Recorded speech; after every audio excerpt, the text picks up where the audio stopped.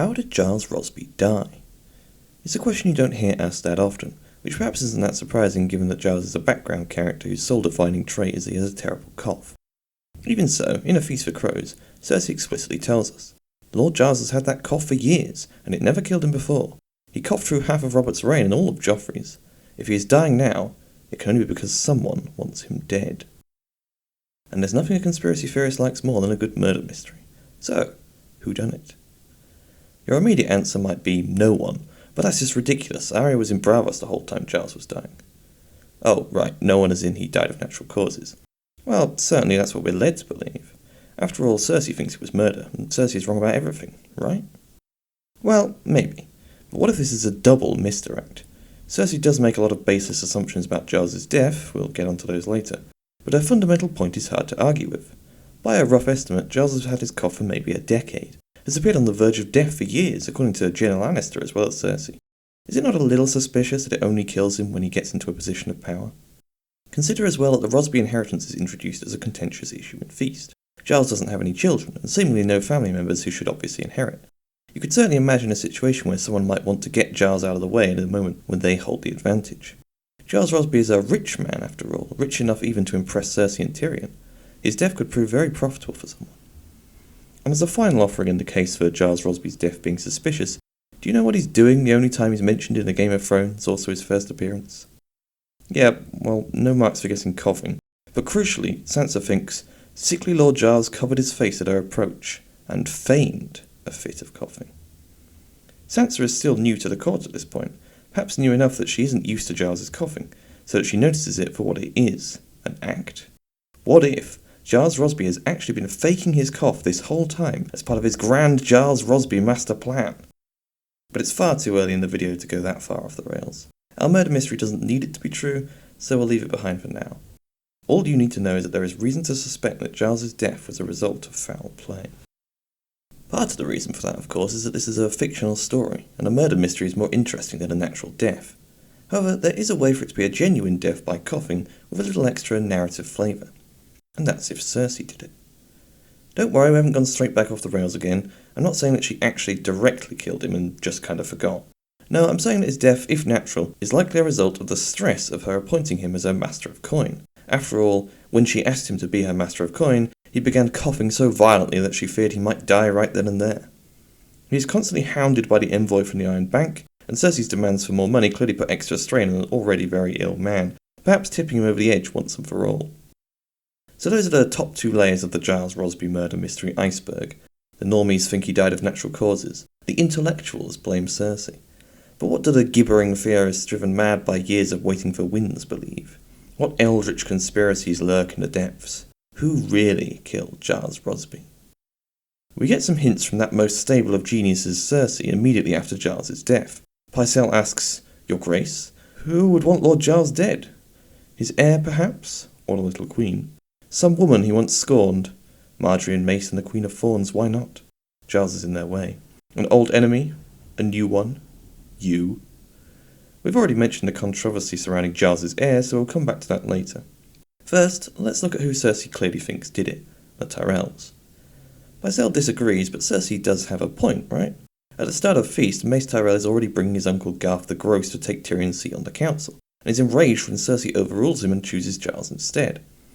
As Cersei reasons, the Tyrells might want Rosby dead so they can replace him with one of their own. However, there are two problems with the Tyrells being the killers. The first is the means. How exactly would they get access to kill Gyles? From the circumstances of his death, if it was murder, it was probably poison. It's possible the Tyrell slipped something into his food at some point, of course. Littlefinger tells us Olenna poisoned Joffrey after all. So it's entirely possible, but it requires us to assume that they had agents in Rosby's kitchens or something like that. The other problem, though, is that the Tyrell's motive that Cersei comes up with doesn't actually make sense, because Cersei is still in charge of appointing the council, so killing Gyles won't solve anything if she just replaces him with another of her stooges. That's exactly what she does, demoting Harys Swift to Master of Coin after Rosby's death. So the Tyrells have to be cunning enough to pull off the poisoning, but also dumb enough not to realise it won't actually achieve anything. To be fair, you don't need an IQ of 200 to tell a lackey to go poison someone, so maybe one of the dimmer Tyrells like Mace is responsible. He did get very angry when Cersei appointed Gyles after all, and called him that coffer. Also, if what Littlefinger says about Olenna poisoning Joffrey is true, then she is a blithering idiot for arranging a harebrained scheme that involved transporting poison via Sansa's hairnet, just so that she could personally put it in a wine cup that her granddaughter was drinking from. The Tyrells can't be definitively ruled out then. They have the motive, the means, and the track record to poison Gyles. So they will be the next layer of our iceberg. There is a major point against her involvement though, but we'll talk about that later when we discuss Pycelle. For now, let's return to Cersei's list of suspects. She rattles off some vagaries, an old enemy, a new one, a woman Gyles once scorned. Oddly enough, we do actually have a character who, if you wanted to, you could say was a woman Gyles once scorned. Arianne Martell. Gyles is one of the potential suitors Arianne thinks Doran had plans to marry her off to. Of course, this comes to nothing. So in a way, you could kind of say that Gyles Rosby scorned her? So did Arianne Martell kill Gyles Rosby? Well, no. Of course, the thing about any list of suspects in a murder mystery is that half the time the murderer isn't actually on it. And that's probably even more true when the list is drawn up by Cersei. So before we address the rest, who else could be lurking in the shadows? I think the best alternative candidate is Varys. We don't really know what he's up to for most of Feast and Dance, but at the very end he shows up and kills Kevan Lannister and Grand Maester Pycelle, because apparently they're doing too good a job at running the realm. We know he knows all the secret passages and whatnot around the Red Keep, so he could have snuck out of Gyles's fireplace at some point and poisoned his food while he wasn't looking. Varys also has a solid motive. Gyles is a voice of reason in Cersei's councils, or at least he would be if he wasn't coughing all the time. He opposes the reckless spending of the crown's money, which ends up causing all sorts of problems, like Cersei having to let the Faith rearm in exchange for writing off their debt, and Allrain Waters stealing a fleet of dromons. Varys may well have judged that Gyles was too competent to be allowed to live. On top of that, Gyles's death is bound to cause more infighting and instability in the Crownlands due to his contested succession, which will weaken the regime and thus help Aegon VI's cause. All this motivation is spelled out to us by Varys in the Epilogue of Dance. Varys killing Gyles is the next layer down, and I think much more likely than the Tyrells doing it. However, there is one main problem that undermines it. Whereas Kevan and Pycelle were obviously killed by violence, Gyles's death was made to look natural. If Varys wanted to cause instability, as he did when he killed Kevan and Pycelle and got Tyrion to kill Tywin, why wouldn't he make it obvious that Rosby was murdered, so as to further inflame Cersei's paranoia? So while Varys is a good answer to the question of who killed Gyles Rosby, it's not my favourite answer. For that, we need to turn to the last of Cersei's suspects, Pycelle. If Gyles Rosby was poisoned, then it seems hard to believe that Pycelle is not at the very least complicit, which is pointed out by Cersei. He swears up and down to her that Gyles died naturally, but we know that in a similar previous situation, the poisoning of Jon Arryn, he figured out that there was foul play at work. So even if he didn't do the deed himself, he probably knows about it and is covering it up. For this reason, theories that the Tyrells or Varys did it are undermined, as Pycelle has no reason to lie for them. Unless, of course, he has his own reasons for letting Gyles die. There's circumstantial evidence galore. Pycelle for some reason has lots and lots of poisons in his cupboard, which is mighty suspicious if you ask me. As he's in charge of keeping Rosby alive, he has full power over what medicines he might prescribe him. Pycelle couldn't look more guilty if he tried when accused by Cersei, and he seems oddly obsessed with Rosby's inheritance. He keeps sticking up for Rosby's ward, who it seems was Gyles's chosen heir, in conversation with Cersei, which is unusually brave considering he's trying to get between Cersei and a large sum of money. It's also not very in character for Pycelle. If he has such strong principles about the laws of inheritance, why is he working for a regime helmed by bastards born of incest? He even tries to bring up the inheritance in the meeting with Kevan in the epilogue, but gets slapped down, clearly because Kevan doesn't think it's as important as Pycelle does. Whether Pycelle did it or not, it's probably in this mysterious, unnamed ward's best interest for Gyles to die. Earlier in Feast, the ward's main rivals to the succession were the Stokeworths, represented by the ailing Tanda, her daughter Phaelys, and Phaelys' husband Sir Balman Birch. However, by the time of Gyles's death, Balman has been killed by Bronn in a duel, Phaelys is dead in the Black Cells, and Tanda has died of a broken hip. This leaves Lolis Stokeworth as the head of the house and responsible for pressing their claim, and she is married to Bronn. Bronn is a much more ruthless opponent than the Stokeworths, and has already expressed interest in the lordship of Rosby way back in Clash. If the ward is going to secure his succession, he needs Gyles to die at once before Bronn can take it from him. But why would Pycelle care so much about this ward? Who even is this ward anyway? And why would Pycelle, supposedly an agent of the Lannisters, be working against Cersei? To get to the bottom of the lion, the switch, and the warder Rosby, we're going to need to descend further into the most crazed depths of theorising. First, let's look at what we know about the ward. He is first mentioned in Feast by Phaelys Stokeworth, who tells Cersei that the ward refused them hospitality. She tells us that the ward is young, and implies he has no legitimate claim to the Rosby lands. This is reinforced in Pycelle and Cersei's conversation after Gyles's death, where we hear that the ward is not a child of Rosby's and not even related to him. Phaelys describes the ward as an ill-born wretch. Ill-born is a term used only one other time in A Song of Ice and Fire, by a Cerwyn knight to refer to Joffrey after it is proclaimed that he is a bastard born of incest. This could mean that the ward is also a bastard, or also born of incest, or it could just be that illborn is a generic insult, like how bastard is used nowadays. Either way, not much to go on. We can make some general inferences. Wards are generally young in A Song of Ice and Fire, with the oldest ones like Fionn usually being kept around because they are hostages as well as wards. If this ward is Gyles' chosen heir, it's unlikely he's a hostage, so we should expect him to still be a child or young man. Fairley says that the ward specifically refused them, not like a castellan, so he's probably not a baby or a very young child. Probably somewhere between the ages of 8 and 18 seems likely.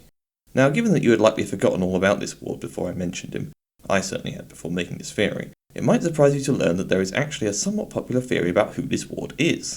So, write your guesses down and post them straight into the bin, because it's Olyvar Frey. Olyvar Frey was one of Robb Stark's squires, and apparently liked the king in the north so much that he either refused to participate in the Red Wedding, or was deemed too much of a risk, and was absent on duty. He's about 19 at the time of feast, so around the right age, and crucially, his mother was Bethany Rosby. The theory makes a lot of sense at face value. If the Freys wanted to send Olyvar somewhere away from the Red Wedding that wouldn't be seen as suspicious, his mum's family all the way down south would be the obvious choice. Giles taking him in and naming him as heir would make sense too, as they are related. So does that mess up the theory that Pycelle is behind Giles' death? After all, unless you subscribe to a particularly salacious theory that I may or may not have sent to the Interesting Nerd Club, Pycelle doesn't have any connection to the Freys. Well, I personally don't believe the Olyvar Frey is the ward theory, for a couple of important reasons. The first is that if the ward is a highborn lordling, son of the family that now controls the Riverlands, Faelys' ill-born wretch comment doesn't make much sense as an insult. Nor does Cersei saying that he's not related to Giles, if the ward is Bethany Rosby's son. True, we don't know how Giles and Bethany are related, but as Rosby is Bethany's maiden name, it must be by blood rather than marriage. Cersei might not know that the ward is Olyvar, but Pycelle should, given that he seems to support him inheriting Rosby. Indeed, if Olyvar is the ward, the succession crisis shouldn't even exist. Unless, of course, Perwyn Frey gets involved, who is Olyvar's older brother and so ahead of Olyvar in the line of succession, Olyvar should be the undisputed heir. The fact that Pycelle, who is trying to argue for the ward to inherit, doesn't bring up the fact that he's the son of one of the Lannisters' most important allies is a bit weird. So I don't think the evidence suggests that Olyvar is the ward, but that puts us back at square one. If not Olyvar, who? Well, let me tell you a story. A part of Clash so inconsequential that you've probably forgotten it, along with the existence of the ward and Olyvar Frey. A part that involves Gyles Rosby. Before the Battle of the Blackwater, Tyrion hears that Cersei plans to send Tommen out of the city to Rosby, so he is safe from the peasants and from Stannis if he takes King's Landing. Tyrion thinks that the plan is a good one and decides to steal it, sending the head of the City Watch Jacelyn by water to intercept Tommen, Gyles Rosby, Boros Blount, and the rest of the entourage on the way, and seize the king. This is where Bronn says he'd like to be Lord of Rosby, by the way, and is willing to do whatever to get it, even be nice to Tommen. Anyway, the plan is successful. Boros Blount surrenders and is imprisoned along with Gyles, and Boros is booted off the Kingsguard by Cersei for giving up Tommen. The prince is then held at Rosby for a bit, but when Tyrion awakes after the Battle of the Blackwater, he learns that all his plans have been undone. Bronn has abandoned him, Bywater is dead, Tywin has restored Boros Blount to the Kingsguard, and Tommen is back in King's Landing. Perhaps you can see now why you might have forgotten this episode. Everything that changes as a result of it, Tommen being out of the city, Gyles Rosby being imprisoned, Boros Blount being stripped of his white cloak, Bywater being promised a lordship, is all reversed rapidly, with little lasting effect. So what's the point? Well, in all seriousness, there probably isn't a point. Part of why I like these books is that they're so big that there's a lot of stuff that can just sort of happen and doesn't need to matter to the broader plot, so long as it's interesting in its own right. But we're a Song of Ice and Fire theorists, and that means that under every unturned stone is at least half a dozen secret Targaryens and a continent-spanning conspiracy thrown in for good measure. So with that mindset, what is the point of this little escapade in Clash, and how does it relate to the story of the ward? Well, there's no believable way to say this, so I'll just say it. The ward is Tommen. Let's walk through this one step at a time. Tyrion thinks that the plan to get Tommen out is a good one, which raises the question of whether it's actually Cersei's plan at all, given that she's not got a strong track record with them. It also involves giving her children away, something she hated when Tyrion was planning to send Myrcella to Dorne.